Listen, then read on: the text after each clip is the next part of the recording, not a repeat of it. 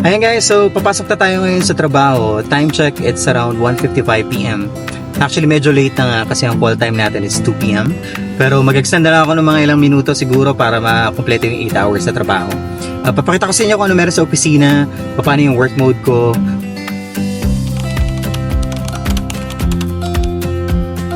Ako ay nagtatrabaho dito sa UAE bilang isang sales executive. Ang mga produkto at services na hinahawakan ko ay mostly mobile at home internet, parang katulad ng Globe o Smart sa Pilipinas. Pagdating sa sweldo, ang average monthly income ko ay nasa mga 65,000 pesos. Bukod pa dyan, may incentive din kaming umaabot hanggang 40,000 kung makukuha mo yung target sales for the month. Pero sa case ko, kadalasan, nasa 30,000 pesos yung nakukuha ko every month. Depende syempre sa performance at sa market situation. Still, malaking bagay siya, lalo na kung marunong kang mag-budget at dumiskarte.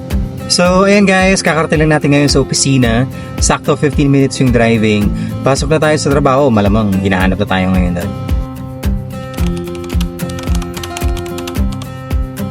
Para sa akin, ang pinakamahirap na parte ay yung language barrier. Dito kasi sa area ko, karamihan ng customer ay Arabic speaker. So kung hindi ka marunong kahit basic Arabic man lang, medyo mahihirapan ka talaga makipag-usap at makabenta. Minsan, kahit gusto mong i-explain ng maayos yung product, limitado ka kasi magkaiba kayo ng language. Kaya kailangan mo talaga ng patience at madiscarding approach. Pero sa kabila nun, ang pinakamasaya naman na parte ng trabaho ko ay yung chance na makakilala ng iba't ibang tao galing sa iba't ibang bansa, iba't ibang culture, iba't ibang kwento, daming natututunan. Tapos yung bonding din with workmates na ibang lahi. Nakakatuwa kasi kahit iba-iba kami ng background, parang nagiging pamilya na rin. Yun yung mga moment na kahit pagod ka, masulit pa din.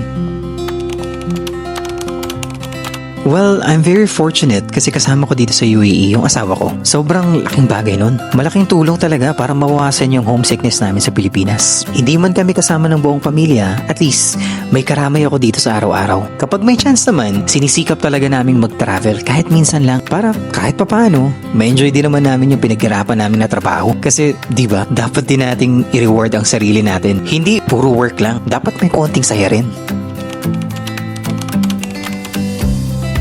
Para sa akin, oo, sulit talaga. Dito ko natutunang maging independent at grabe rin yung mga trials at lesson na pinagdaanan namin. Lahat yon nagpatatag at nagpalakas sa amin. It really made us better and stronger individuals. Ang pinaka nagustuhan ko is how much I've grown. Ibang level talaga yung growth kapag lumabas ka sa comfort zone mo. Minsan, kailangan mo talagang sumubok ng bago kasi yun lang ang paraan para ma-discover mo kung ano pa yung kaya mo. The only way to find out is by trying.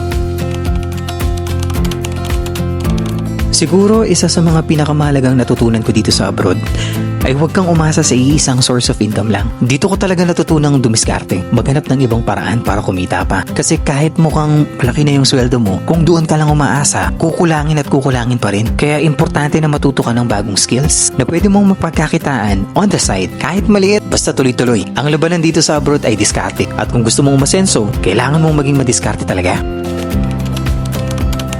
Well, ang pinakakailangan sa ganitong trabaho ay lakas ng loob. Sales is not easy and working abroad is even harder. Pero kung nakafocus ka sa end goal mo, walang makakapigil sa'yo. Mahirap man sa simula, pero lahat ng pagod may kapalit. Yun lang kabayan, kapit lang at tuloy lang sa pangarap. So, ayun, tapos na rin yung isang araw natin.